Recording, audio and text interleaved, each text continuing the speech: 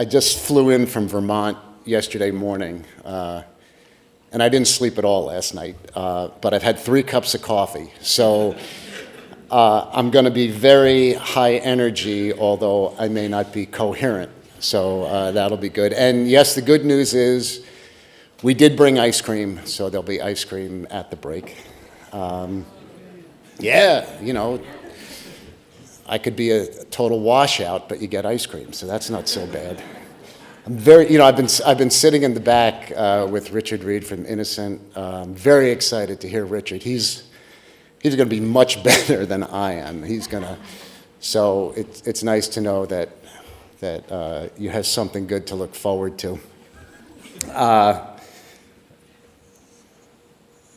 You know, I was thinking, just before I get into my real remarks, in terms of the recommended attire for today, they suggested smart casual. So this is a big switch for me. My typical attire is what my wife describes as aggressively casual. So kind of, all right, so let's start. So I'm going to talk about Ben and Jerry's. I'll tell some stories about Ben because he's not here. I think a good thing to understand from the start is that Ben and Jerry's is no longer an independent company. It got bought about 12 years ago by Unilever, which people in the UK know about. You know, when I speak in the US, nobody knows who Unilever is.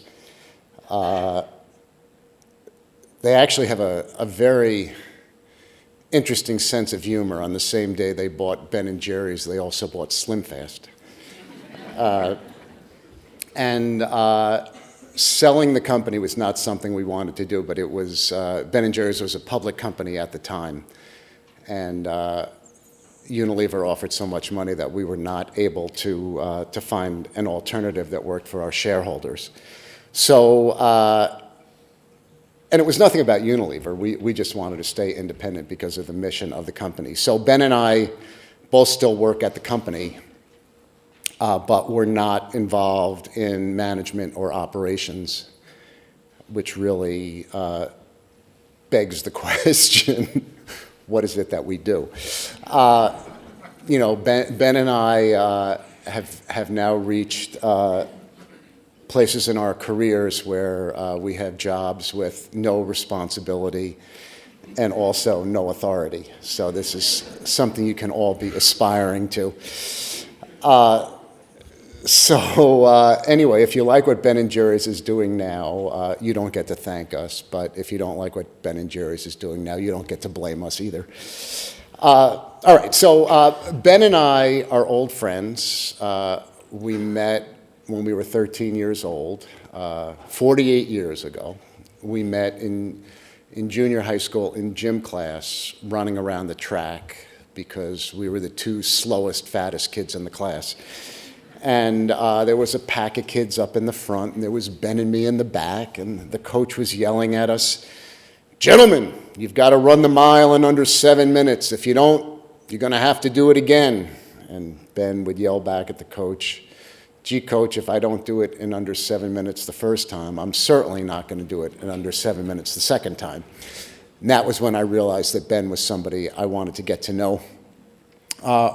We went through school, came time to go to college. Ben did not want to go to college, but his parents wanted him to go. His father and his older sister filled out his applications for him. He went to college, he dropped out. He went to a couple of more colleges, he dropped out. Then Ben signed up with one of these really progressive college programs called University Without Walls. So at University Without Walls, you don't have to go to class because the world is your campus. And you don't have to take tests, you get credit for learning. And Ben dropped out of there too. Still a little too much structure for Ben. I, on the other hand, went to college. I did 4 years straight. I was pre-med. I applied to 20 medical schools and got rejected from 20 medical schools. So Ben and I were essentially failing at everything we were trying to do. And we thought, well, why don't we try to get together, do something fun, be our own bosses. And since we always like to eat quite a bit, we thought we would do something with food. We picked homemade ice cream, didn't know anything about it. We learned how to make ice cream from a $5 correspondence course. We were really broke at the time, so we split one course between us. It was $2.50 a piece. Then we we raised some money from a local bank. Ben and I had each saved $4,000. We wrote a business plan by copying a business plan from a pizza parlor in New York City, except every place where it said slice of pizza, we crossed it out and we wrote in ice cream cone. So we raised $4,000 from a local bank, and we opened up in May of 1978 in Burlington, Vermont, in an abandoned gas station, making ice cream in a 5-gallon rock salt and ice cream freezer.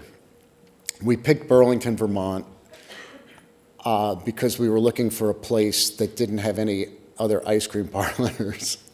And Burlington is about an hour south of the Canadian border, and it was so cold all the time that there were no other ice cream parlors there, but that seemed fine with us. So we opened in 1978, and it was a beautiful summer. It was great. We were making ice cream. We were scooping ice cream. On a good day, we could make about 10 batches of ice cream. And then the winter came. It was minus 20 degrees outside. Sure enough, people stopped buying ice cream cones. We came up with what I think was the best promotion in the history of Ben & Jerry's. It was called Popsid Biswee, which stood for penny off per Celsius degree below zero winter extravaganza. So the way this worked was when the temperature got below freezing, in the US 32 degrees Fahrenheit, but 0 degrees Celsius, we started taking money off the price of an ice cream cone. And the colder it got, the more money we took off the price of a cone. But not even that was enough to get people in the door. So we got through the winter by selling ice cream to some of the local restaurants that had been asking for it.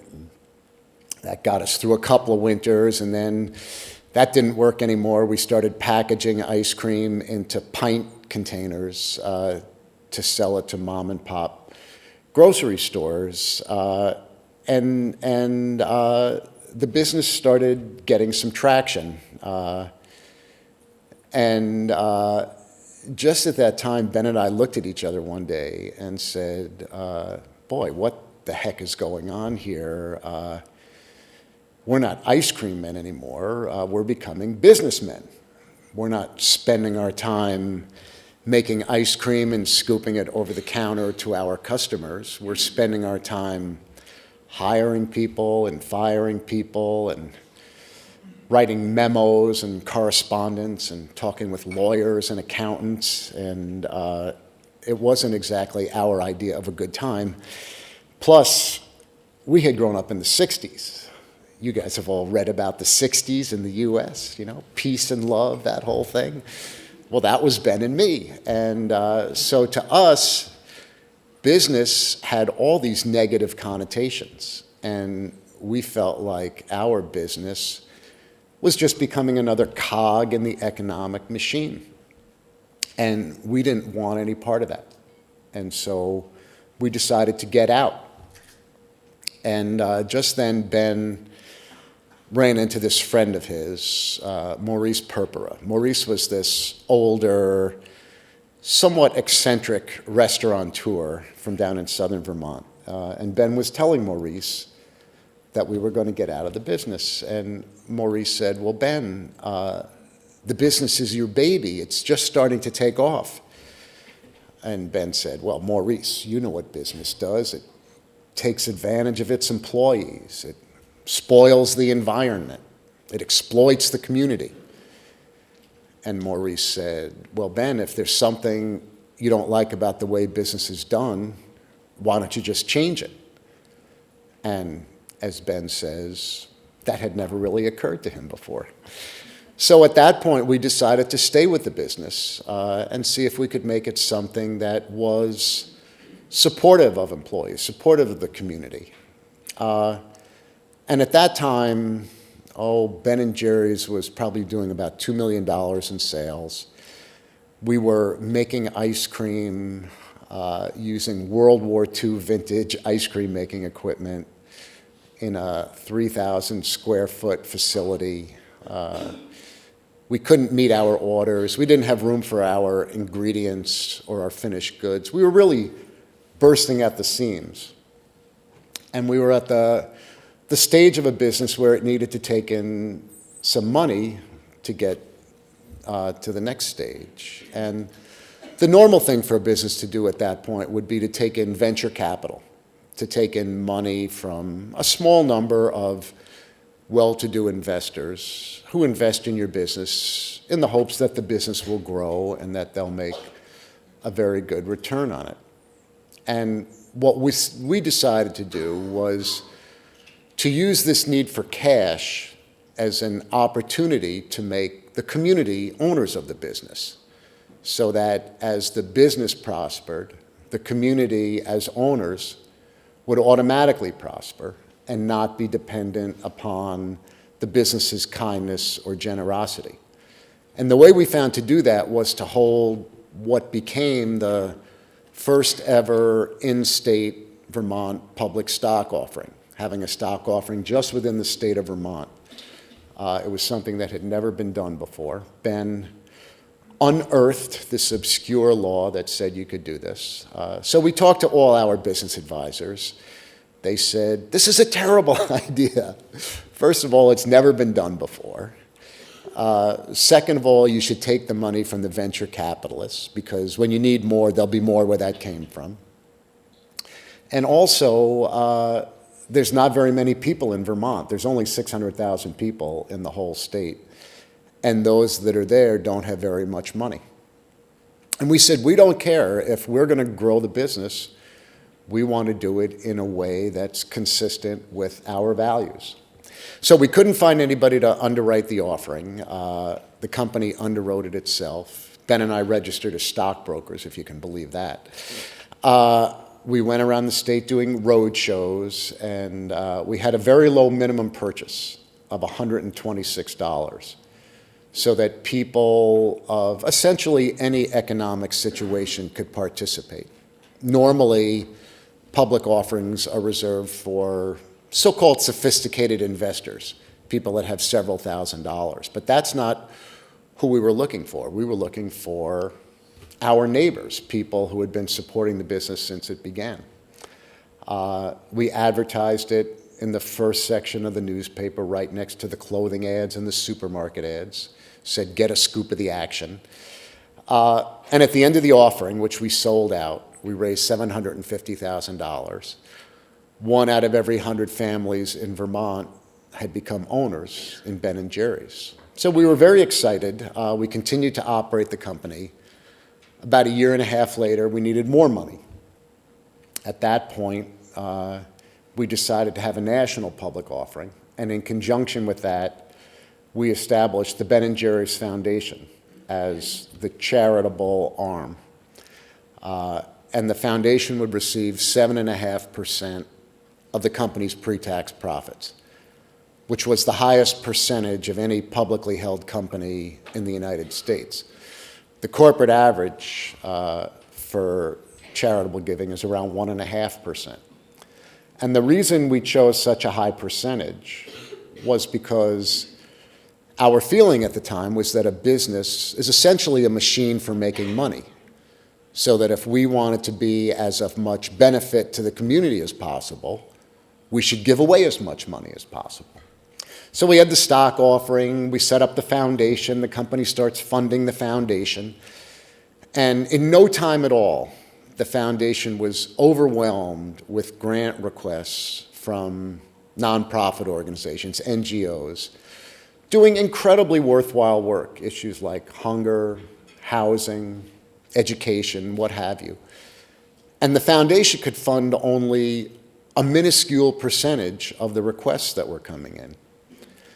And as we thought about it, we realized that all the foundations in the country are overwhelmed with grant requests and can only fund a tiny percentage of the need. And we started to realize that the power of our business was not in what tiny percentage of our profits of the gross sales of the company could be, but the power of the business was in how we operated through all our day-to-day operations, that all this money that was flowing through Ben & Jerry's was really how we could affect change. And so we decided to see if there were ways for us to integrate social and environmental concerns into our normal day-to-day business decisions. And when we first started to try to do it, we had no idea what we were doing. And in that way, it's really no different from any other process of innovation, of trying to figure out how to do something that you don't know how to do. It's kind of like new flavors at Ben & Jerry's. Most new flavors don't make it. They never get out of the lab. They never see the light of day. We have the expression, many are called, few are chosen. Is that an expression here in this country? At Ben & Jerry's, we say many are cold, few are frozen. So it's really the field in which we labor. So we started to say, well, what do we do as an ice cream company, and how should we try to do this? We said, okay, well, we do need to come up with new flavors. And we became aware of a bakery outside of New York City, the Grayston Bakery, that works with people who are out of the economic mainstream, people that have problems with substance abuse, legal problems, homelessness, and this bakery provides jobs. And so we thought, well, I wonder if there are any baked goods that this bakery makes that we could put into ice cream and make an ice cream flavor. We discovered they made some great brownies. So we came up with a flavor called chocolate fudge brownie. Simply by purchasing those brownies from the Grayston Bakery, we support the work that they do, and Ben & Jerry's gets this incredibly popular and profitable flavor. Ben & Jerry's now uses those brownies in chocolate fudge brownie pints, in chocolate fudge brownie frozen yogurt, in single-serve cups, and even when Ben & Jerry's manufactures ice cream in Europe, we ship brownies over to Holland from the Grayston Bakery to put in those. And I think last year Ben & Jerry's bought over $8 million worth of brownies from Grayston. A couple years ago, Ben & Jerry's also made a commitment to transition to 100% fair trade ingredients, not just in Europe, not just in the US, but globally. And the company is well on its way to doing that. We also thought, well, we're an ice cream company. We need to sell ice cream. In the US, we have about 250 franchised ice cream shops, and 14 of those are what we call partner shops. They're shops that are owned and operated by nonprofit social service organizations working with at-risk youth. For Ben & Jerry's, we make the same amount of money selling ice cream to those shops as to conventionally owned shops. And for those shops, any money they make goes into funding their programs, and they provide job training and jobs for the young people that they work with. In the area of finance, Ben & Jerry's established a relationship with the South Shore Bank in Chicago. The South Shore Bank came up with the idea of greenlining, of investing money into decaying inner city neighborhoods where other banks were redlining, taking money outside of urban neighborhoods and investing it into the suburbs. So those are just a few examples of how Ben & Jerry's has been able to do this. I could give a lot of examples of things that didn't work, but those tend to be not nearly as motivating. Several years ago, Ben and I wrote a book called Ben and Jerry's Double Dip: Lead with Your Values and Make Money Too. And in the book, we concluded with the idea that the most powerful tool at a business's disposal is its voice.